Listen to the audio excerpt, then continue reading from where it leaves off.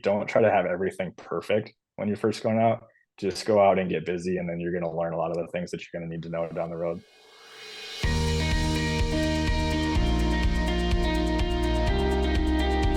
So, Patti, I really enjoyed the interview today with Blake Wilson. I think there's a lot of people out there today who are, filling that agent role, and they're like, wow, I really want to go on my own and build an ISO. When should I do it? How should I do it? What does that look like? And we really cover all of that today in this interview. And I really like the way your questions from the field, James, about I know we've been on sort of this mini series of overcoming objections, but I think overcoming objections when the merchant is using Square has to be, in my mind, the most important one that you've done yet, because Square is probably the biggest hurdle that agents run into, don't you think? Yeah, it's interesting. It's the biggest hurdle. And in my mind, once you make the switch to vertical specific software, it becomes a speed bump. It's if that, I mean, if anything, when like as an example I use in there, I mean, with our, the vertical specific IC that I own, CC Storage, when we have a client that says, well, we currently use Square, we like chuckle like, oh, great, we're going to sign them up. I mean, we have no problem competing with Square. So I think that's the thing. You got to make that transition. So yeah, we talk about that. And then Patti, tell us about the insiders today. Oh, in our insiders report, we're talking about the fact that Google has given up on Google Pay, although in a way it's not totally given up. It's just sort of moved it over to its wallet. But James and I have an interesting conversation in the notion of wallets, electronic wallets, and standalone payment apps. Awesome. And this podcast is brought to you by Nativia Banking. Head over to nativia.com/banking. I also want to mention that Blake and his company are not paid sponsors or advertisers with any of my various organizations. So with that being said, let's dive into this interview. Hey, everybody. I'm here today with Blake Wilson, founder at Phase 3 Payments. How you doing today, Blake? I'm doing well, man. How are you? Doing fantastic. So really excited to have this conversation. There are so many individual agents that I talk to who are, selling, they're working with a company and they're like, hey, when is it the right time? I want to go out on my own and build this ISO. It sounds sexy. It sounds fun. It sounds exciting. There are some decisions to be made, right? So we're going to talk about that today, what it really means to launch from scratch. But before we do that, love to hear your story, Blake. How did you get into this crazy industry, and tell us a little bit about your journey to, founding Phase 3? Yeah, I think like so many people, how they get into this industry, it's kind of an accident. I was fresh out of college, was chasing a football dream still. Unfortunately, I didn't become the next Wes Welker, but I ended up playing arena football in Sioux Falls, South Dakota, and that also didn't pay all the bills. So I needed to find a big boy job, and so I started applying for essentially every sales job under the moon. And there was one called a regional bank manager. I didn't even really read the description, just was applying, got a response. It ended up being one of the sales jobs that would pay me the most, and it was called credit card processing. And so basically I was working for this regional bank, selling credit card processing for all of their, but we were just a third-party vendor. And that was just a short-lived thing, because they got a new CEO and a new vendor about 3 months into that one. And so then I got a message from Heartland and took that job with Heartland Payment Systems, which then took me to Beyond, which then led me to Phase 3. So it's kind of how I tripped and fell into the credit card processing world. I love it. So, my first question here, I think is a really important one. And that is, when you first get into this business, so going back in time, you went to this regional bank, then you went to Heartland, then you went to Beyond. Obviously, these are 3 organizations that provided you, I would assume, a pretty significant level of like structure and accountability and all of that. Some people get into the business and just go right into kind of 1099 or right into this independent world. What are your thoughts on this? I mean, are there any regrets where you're like, oh man, I wish I wouldn't have come in W-2 and with all this structure? Or is it like that's what you needed to learn the business? Like, what are your thoughts on this? Yeah, I think it just depends on the person, but especially where I was at in my stage in life, I was pretty young. Definitely needed some structure and some training on just holding myself accountable. And I think the big part when I first made the move to Heartland, which was really good, was one, you had a manager that was following up with you basically every single day. So you were going through not only your pipeline, but overcoming objections, just working through like the industry and just kind of understanding and learning what the marketplace was, like how to sell, how am I going to, go to, or what are good accounts to go and sell to. And then also you had a trainer that was working with you basically every week on training you on the industry and all the things that we just kind of talked about on the selling portion of it. And having that structure and accountability, but also the part that came with it was you were still commissioned. So then you still had to have the ambition to go out and Right. earn your paycheck. So I think that combo was really good where I was at. Now, if you've understood the industry or at least have an idea of it and you're, super entrepreneurial and can go out and hold yourself accountable, then I think the 1099 thing can work right away too. But for where I was at, that was definitely something that I Yeah. needed, was the structure, kind of the team mentality, to help me grow in it.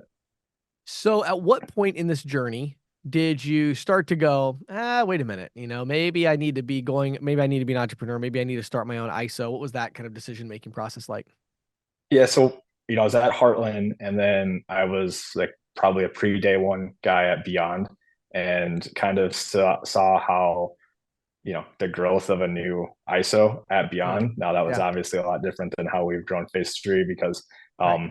we didn't just sell Heartland for a bunch of money and had that to help fund Yeah, Beyond. you But didn't have a billionaire behind you funding it, right? yeah, So yeah. exactly. So it was a different path, but kind of seeing like, and I was in a more of a, I was a VP of sales there. So kind of seeing how to lead people, how to work with marketing, how to work with support, Right. underwriting, just kind of understanding that entire complex of the parts that go into an ISO, understanding Mm, all the vendors, the equipment.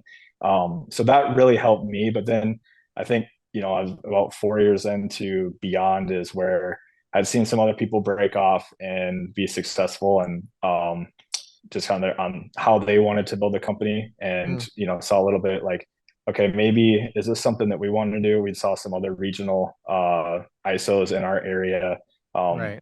One in Des Moines that has done pretty well is Busy Pay, and then another one up in Fargo, which are kind of in our neck of the woods, that have done a really good job, and we're having a lot of success. And me and the guy, my partner Dustin Robinson, had started in the industry at Heartland at the same exact time, same Oh, wow. age. We worked together the entire Huh. time, and so That's it cool. was probably on a vacation that we took together that we started talking about it, and it was like, hey, I think we could probably figure this out on our own.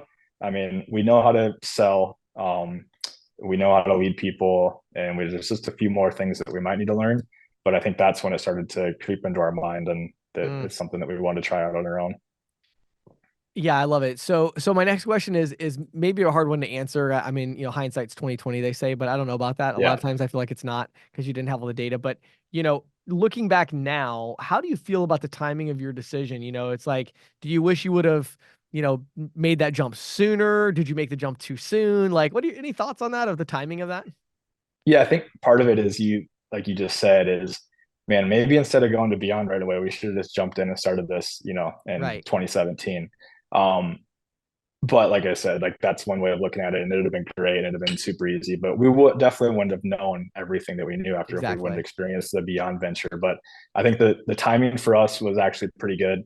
I mean, one, we started right after, or avoided COVID and the pandemic, so that Right. was a good part of it. And then when we launched, the, I guess, dual pricing, cash Hmm. discount, non-cash adjustment portion of it was really taking off. I mean, it had been around for a few Right. years, but it was really Right. starting to take off. Yeah. And then there was some new products, the Valor products and the Deja Vu products, that just made deployment of terminals, support of terminals, Yes. and some of the other softwares that made it extremely easy for us Right. to like grow our business and to be able to support all of the devices that we were, deploying. So Yeah. that part made it really easy. So I think the timing Hmm. probably worked out pretty well. Good. Yeah, I like that. And again, I mean, like you said, there's a lot of things you learned when, going through that. I mean, I'm a big believer. I actually, I was an employee for quite a while, and, I had my Yeah. little side gigs and entrepreneurial things but it's like, I learned a ton at working at a company and, being an employee and Yeah. having that structure and having to give that structure to others. There are lessons that you learn that become very valuable, especially as your organization grows. So Yeah. yeah, I don't think you want to discount that. Um, okay. So you launched this ISO, high fives all around, yay, we just started a business, right? Um, then the reality sets in the next morning when you wake up and you're like, oh, wow, like this is my business now and I have to do everything. So I guess my question is, looking back at the first 3 or 4 months, what did you do, and would you have done anything differently now, knowing what you know now? If you could go back in time, how would you have done that launch maybe differently, or maybe you can whatever you could tell us about that initial period. Yeah, I think the first couple of things that we had to figure out that we knew what we could do was, one, how do we make money? Because we had to get revenue driven in. It wasn't like you said that we had a billionaire backing us. It was, Right. Dustin and I were, it was just us two that were funding it. And so we had to go out and create revenue. So that was a big part of it. And, kind of as we're going through some of the stuff and maybe writing some stuff on paper, you're like, well, maybe if we just add a bunch of agents and we get all these mids coming in, it's going to be super easy. And that just wasn't realistic because you're not going to have the staff and everybody to support them. So it was really just going out and selling right away. And we were probably a little bit slow on some of that, just because we were trying to get everything perfect. Like I wanted to have the website perfect, and we wanted to get our social up and going, and all of those things we probably could have skipped a little bit, just because theirs weren't driving revenue and it wasn't a huge differentiator for us. So then after, I would say, the first probably month of being a little slow on some of that, we just really focused on, okay, we're just going to go out and sell and try to create as much revenue as we can. And we did that. I mean, I think our second month we had like 47 or 57 mids, something like that we got in.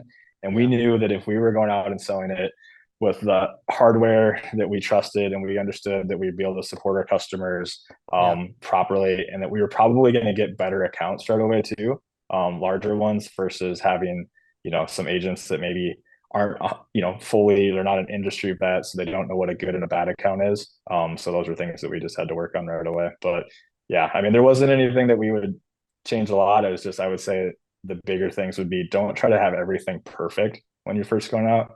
Just go out and get busy, and then you're going to learn a lot of the things that you're going to need to know down the road. That's such good advice. I love so much of that. I feel like I resonate with so much of that. First of all, cash flow generation is something that when you're starting a business, you start thinking about that the first day. And it's the first thing you think about every single day. And if you don't do that, you're going to go out of business. Like I mean, again, unless you go VC route, get capital, get funding. And then that does give you this breathing room of like, okay, I don't have to think about that, but now you're losing control, and all of that. So there's downsides, but it's like, if you're going to bootstrap something, man, that cash flow, like, go make money today. Yeah. Right.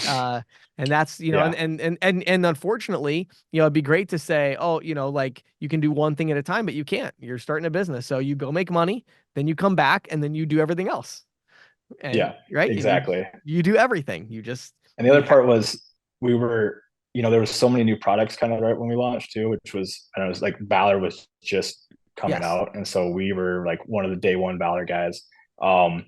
And we started using that, and it was like, can we trust this product? We have no idea. We've pretty much been deploying Packs and Ingenicos and Veriphones.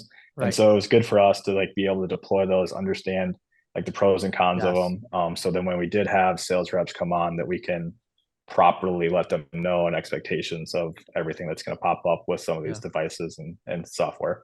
Yeah. I'm always amazed at how much time leaders will spend trying to understand something from their subordinates, because they don't want to get their hands dirty and go do the thing. Like, the truth is, if you really want to understand what something is like, go sell one. Or, like it's easy to get caught up there, because like I would say in my past life, when I was like a VP of sales and I wasn't in the dirt every day, you kind of run into that. What you just said is, I'm trying to understand all this, versus if I just would have went out and spent a day going out and selling and servicing, this, I'd probably understand all of it pretty quickly.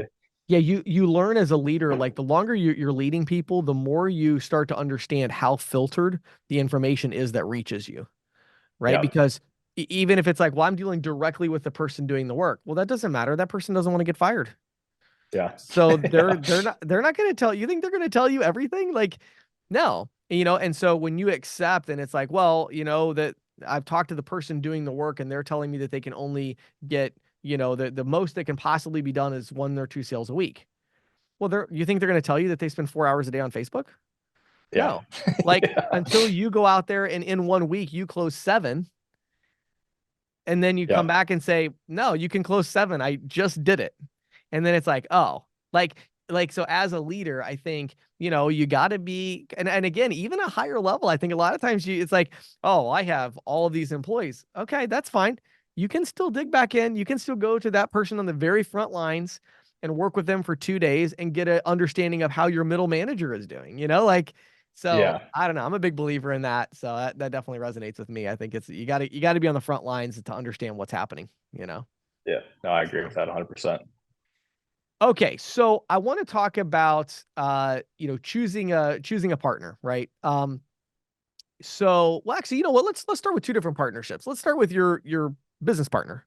So, why did you choose to go into business with a business partner? I'm a huge fan of this. I'm trying to think if this is a correct statement. Yeah, I have had a business partner in every business that I have started in the last decade. Always somebody behind the scenes. People don't usually know about them, but I've always had a business partner. I have my reasons. What are your reasons? I think one is kind of, I mean, one, we're good friends. We've been in the industry since we started, so we wanted to do it together. But two is our strengths and weaknesses really complement each other. Um, like I'm good at sales, he's great at sales. I'm good at like the more of the technical stuff. He's not so good at that part of it. And we just really had this combo. And the weird part is we've both been each other's bosses at some point during our Yep. careers at our previous lives. So we've known each other. We've went through like the tough conversations with each other. Yep. We've dealt with all of those things. So we knew that going into this, like it's not going to be easy, but we know what our strengths and weaknesses are. We know each other very well. So if we're ever going to do this with like a friend, this is probably the way to do it because we've just worked together for so long. And we just knew that like I said, like our strengths and weaknesses, like they're going to kind of complement each other. What he's really good at, I'm Mm. probably not as good as him, and like what I'm good at, he's not as good at. So those things just really worked out really well. And um, to do it alone would probably be pretty lonely at times too. I think like Yep. sharing some of those successes with someone else Yeah. is a lot of fun. So I think that's part of it that too Yeah. that we don't really see right away. But Yeah. yeah, that's kind of why we decided to do it together. I love it. And I tell people all the time, it's like, like, well, why would you have a partner? And it's like, well, it might sound trivial to some people, but because it's more fun. Yeah. I don't know. I want to be happy. I like it's more fun. Like I have a Yeah, business it's partner hilarious. Like because I enjoy it. when we first started out and we're going out selling, it was like we just jumped in the vehicle. I mean, I don't even know how many miles we put on in year one between both of our vehicles, but Right. we just jump out and like if we were cold calling, it was like he's going down that side, I'm going down the other side, and we're gonna go out and create some business together. So that those parts are fun. We don't Yeah. do that very often anymore, Right. but I mean those are fun times to look back at.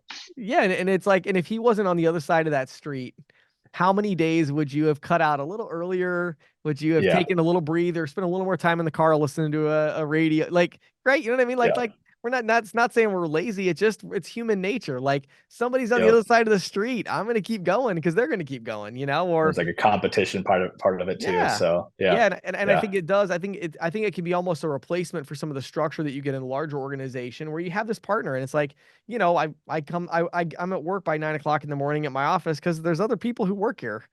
yeah. Like I'm the boss, but I still feel like a scumbag if I don't come to Show up work. Like late. Yeah, they're all here. I'm the guy that hired them. Like so. I think just having other people where it's like, man, there's a reason I go to work, and there's a reason I work till a certain time, and there's a schedule, there's a structure to it.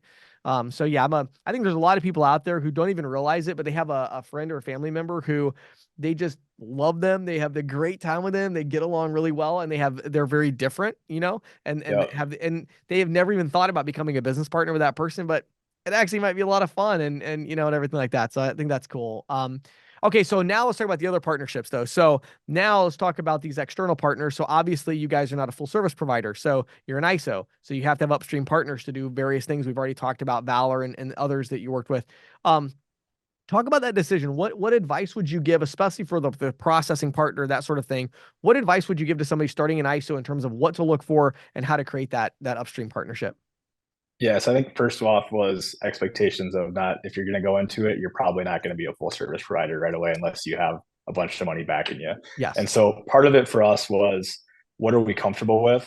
And that was like on a processing platform is we knew TSYS really well. And we knew Clover pretty good. We weren't great at Clover yet, but we knew Clover pretty well. And we knew that we could, Thesis had the integrations we needed, and Clover we could sell in the marketplace. So I think that was first, is just finding a place that had both of those, and then preferably a petro platform, because we sell a lot of petro to unbranded gas stations everywhere. So those were really important for us right away. And then second was understanding what the underwriting criteria is and risk portfolio for that provider. And part of that was we're a low risk shop. We don't do a lot of high risk. But if you were somebody that was doing like CBD or something high risk, you probably want to make sure you're finding someone that does a lot of that. But the part that was on the, it could be considered high risk that we do a ton of is we live in upper Midwest in gun country, and we do a ton of gun stores. And not every sponsor bank loves to do firearms, or makes it easy to do firearms. So that part was important for us as well, is just finding someone that's underwriting criteria was in that portion of it. And then number three was, a lot of people will go Schedule A. Schedule A is obviously really important, but I think more or less was just the agreement that we were looking for. Just didn't have anything like shady in it. I mean, essentially is what I'm saying. Like, hey, we're going to bring you business. You're not going to cut off our residuals if we don't do X, Y, and Z. Perfect for you. And then, that was part of it. Obviously the Schedule A is important for how you're making money, but I think more of less is reading through the fine print of all the agreement. And for me, especially, is I don't want to have to come back to you on the agreement and tell you everything that I saw that was like a little shady that you're trying to get me on. So if you did it right the first time, I'm probably going to be more likely to go with you versus, oh, hey, we'll remove that. That part I don't necessarily love, but those things were important for us. And then, how quickly, like in our space, like how quickly can we get a bar built, because we weren't building our own bars right away. So how quickly can we get that stuff over? How quickly does it get through? And then does it have some integrations that we're going to need? But most everything, like we did all of our deployment right away. Apps are all digital. I don't want to have to do any paper apps. So little things like that. But I would say the first stuff is just making sure it's stuff that we're comfortable with, and we can go to market with it right away and get all the integrations and sales that we need. Love it. Okay, so now you've got your business partner, you've got the Upstream partner, you're starting to grow, you're getting some momentum. At what point did you start adding team members, and what was that mix? Was it like you started hiring salespeople, or you got some admins first, or like how did you start to build out your team? Yeah, so right away it was probably like a month and a half in. We knew of some local industry vets that were 1099 guys that we could just never get to make the move over to the W2 mode when we were at Heartland or beyond. So we reached out to them, set some meetings, and we brought on a couple 1099 agents that really knew the industry. So it wasn't like we were having to do a ton of training with them. And they just kind of wanted to work with a local company. And so that was part of it, that we got those guys going right away. And then we probably added, I would say, like full-time industry vets, like another probably 5 to 7 agents, but then we really focused on adding a bunch of like referral partners from a 1099 standpoint. And then we might have been, before we brought in a full admin, probably close to a year old. And I mean, we probably had 400 mids by then, I would guess. But most of them were terminals or like a gateway or a Clover. So like the support side of it, we had an 800 support number, and then most of them had our cell phone numbers. But I mean, we were only getting maybe 5 to 10 calls a week at that. So it was really easy to support. When we brought on our admin is when we started to deploy restaurant point of sale. And so that's, I mean, not admin, but it was a POS tech that we first brought on. And then we started to grow the POS team. And then like our agents obviously continued to grow a little bit, but we're probably more of a referral partner heavy shop than an agent shop. And then we brought in some support people down the road, but it was probably a year and like a few hundred mids before we brought in a full support person, because we had just a phone service that went to our cell phones. So sometimes I was taking a support call driving down the road, Right. fixing a Right. Valor from my iPad or my phone or something like that. But there just wasn't a ton of support calls Yeah. when it was just mainly terminals, or integrations into point of sale. So interesting to me because there's so many different ways you can make this work. Like that strategy works great if you are bringing on industry veterans, right? Yep. Because they're all taking those calls. They kind of know, you can get them up to speed on what to do as long as they're somewhat familiar with the industry and their system.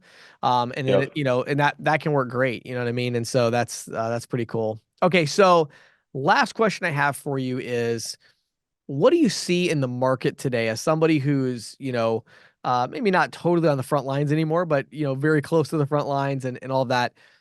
How is the market changing for the ISO today versus, when you got in the industry, at first? Like, what are the shifts and trends that you're seeing, and how do you see those really affecting the ISOs?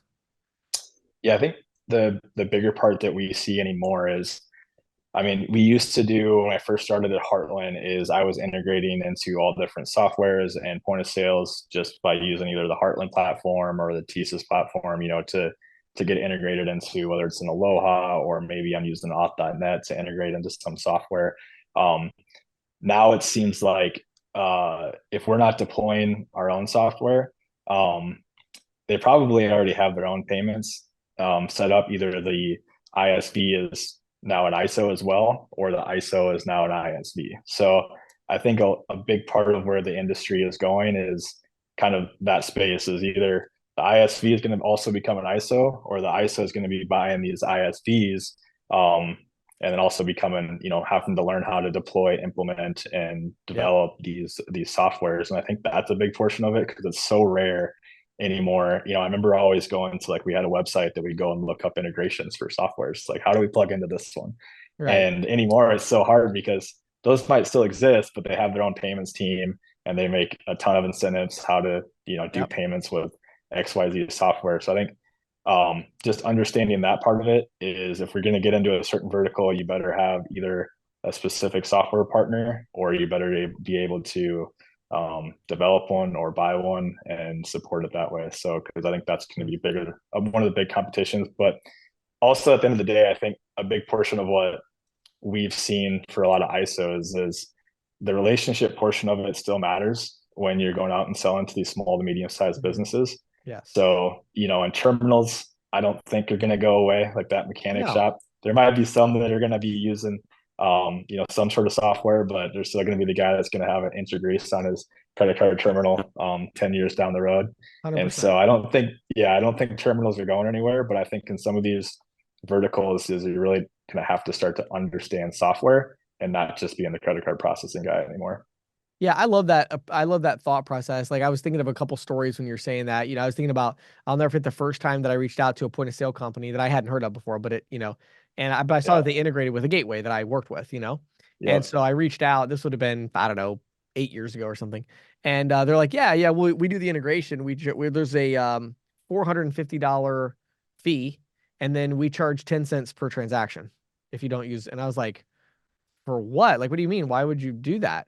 And they're like, because right now we're doing the processing. So we're making the money. We'll let them switch. Back then that was the thing. Oh yeah, we'll let them switch. But, Yeah.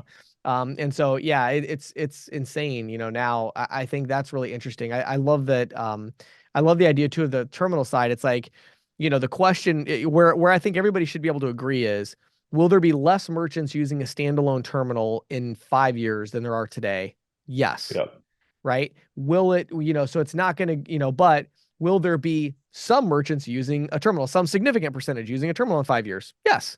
So the question Yep. is just how much less and how quickly, right? Because to your point, I think I agree. Auto repair, I think, is going to be one of the last holdouts. But again, I think at some point, what's going to happen is as these integrations continue to happen, not just payments. We all think in terms of payments, but Yep. I'm talking about, does that auto, how much does that auto repair shop owner hate using QuickBooks?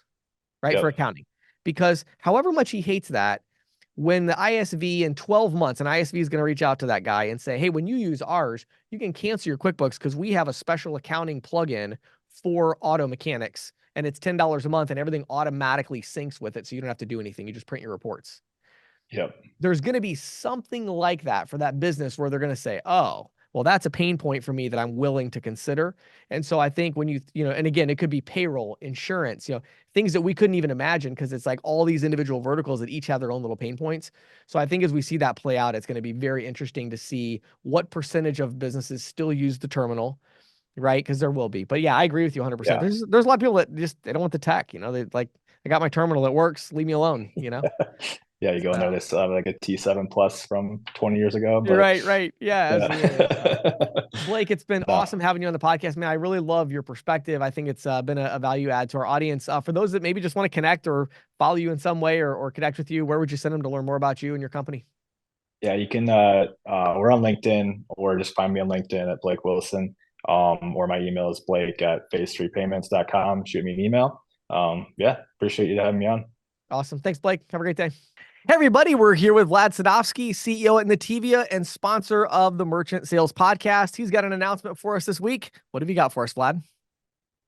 Well, James, the party in Northeast was a blast. I've heard good things. Yes.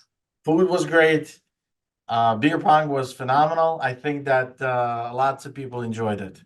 But unfortunately, every good thing has to come to an end. Right. So this was the last Nativia party non-card member event. Okay, got it. So coming up, got to be a card member to our come. First card member only event is going to be held next week at ETA. Every card member of Nativia is welcome to RSVP. If you don't have the card, there will be people that will sign you up on the spot, and you can still get at the party. But I strongly, strongly encourage you to get your card ahead of time, get your professional card ahead of time, and enjoy the new exclusive professional card member events at every professional event that happens during the year. Awesome. So again, those links are nativia.com/professional to get your professional card, and then nativia.com/game on to check out the really exciting contests and things happening where you can earn points and prizes. So Vlad, thank you so much for sponsoring the podcast, and thank you for hosting the best parties in the industry. And I think I speak for everyone when I say that. So Patti, we were talking to Blake Wilson here about, building an ISO, and I want to talk today. I'm kind of going this little mini series route of talking about overcoming common objections, right, using vertical specific software. And so, one of the big challenges you face as you're building an ISO today is, how do I compete with Square? Right. And so this is, probably an objection that most agents hear more than anything else. Now, I bet. Sure. Now, okay, without vertical specific software, what is the pitch? Well, the pitch is we have dual pricing. Usually that's what it is, or cash discount. Right. Sure. Right.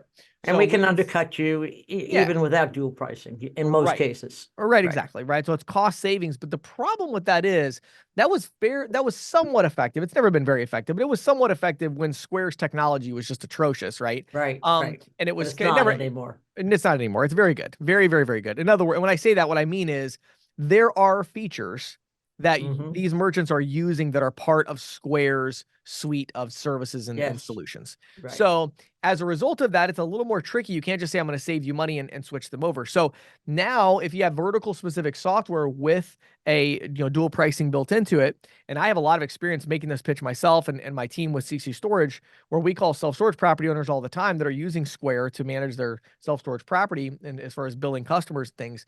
And so here, what you're going to do is you're going to talk first about the fact that you have these vertical specific features. So one of the best ways to approach that, when they say, well, I already have Square and I'm really happy, you want to say, okay, well, that's great. Now, let me ask you a question.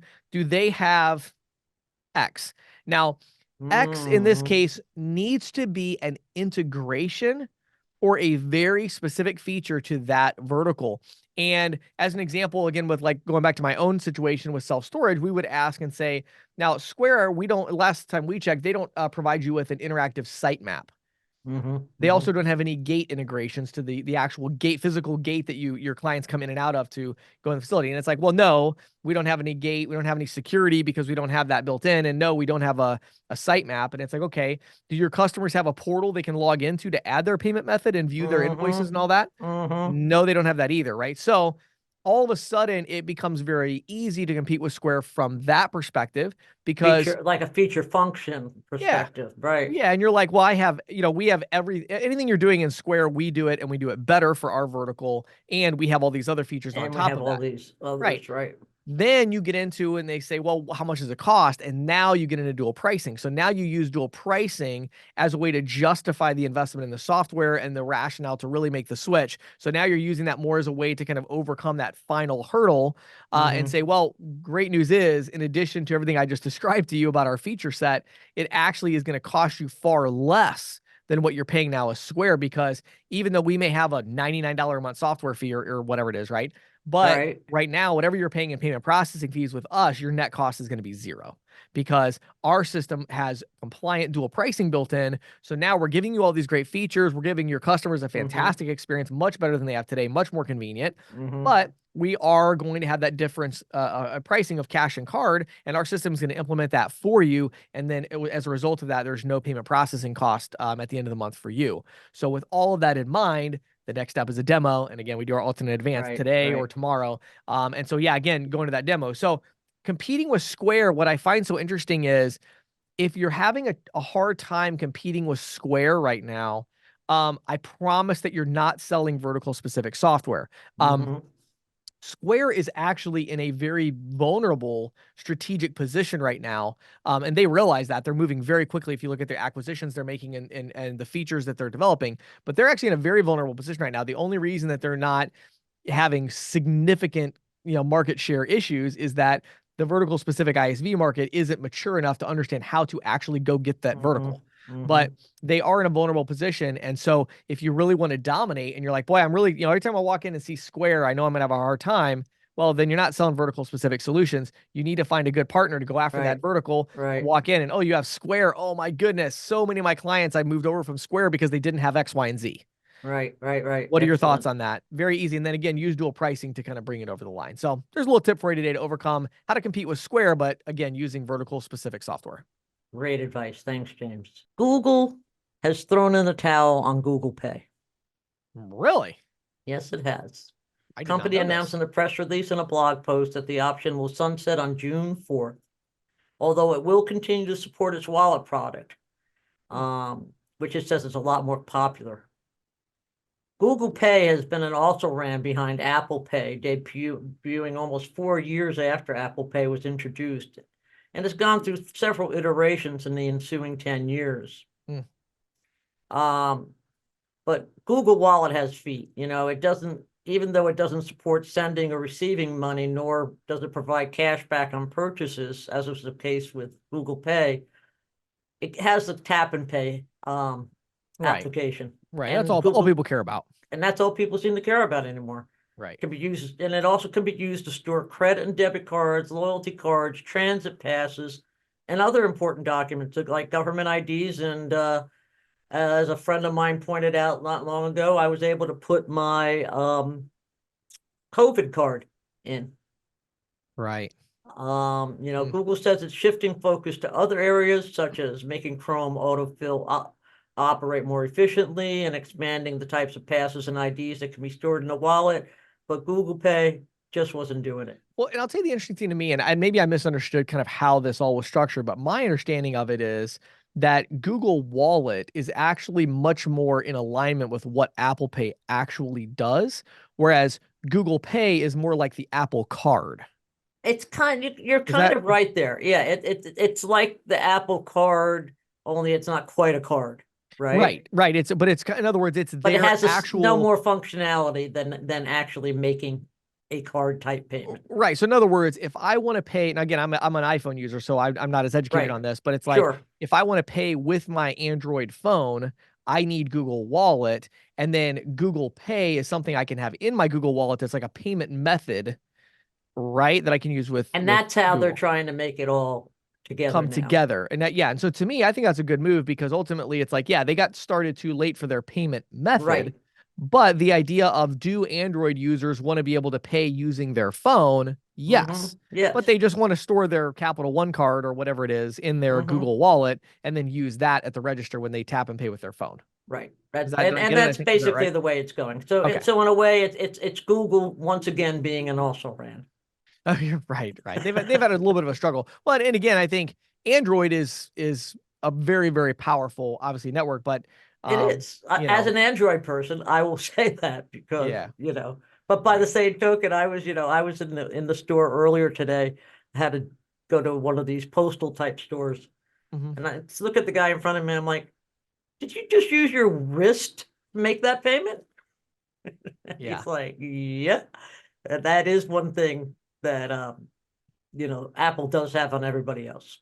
Well, Apple has that. There actually is several watches now, smart watches that do integrate with Android that have the But Google Wallet. it's a clunkier integration. It is. Well, and the reason is because, again, you have these two very interesting frameworks, right? You have Apple, which is a completely enclosed. They own the hardware, they own the software, they tightly control everything. And then, there are very little variance there, so it's easier to manage. Then you have Android, which everything they make, they have to make it to work on like 1,000 different devices, and right. and so and that's why I think it becomes so much more difficult and so much the time to market is so much longer. Yes. Yeah. Well, and then of course you're always also going to have some restrictions on Apple that you wouldn't have on Android. So you're able to, there's more flexibility because Apple really does tightly control everything about their market. So there's going to be certain apps that aren't available on things of that nature. But I think, at the end of the day, from a payments perspective, yeah, I think a closed system like Apple, I think they're going to end up winning, making a lot more money on something like payments than Google, because ultimately all Google can really do there is facilitate the software that allows you to store a payment method, but very difficult, in my opinion, to introduce a payment method. I agree. I think Google becomes more of the electronic wallet. Right. Yeah. For Android. For Android. Yes. Yeah. Yeah, I agree. Yeah. Good stuff, Patty.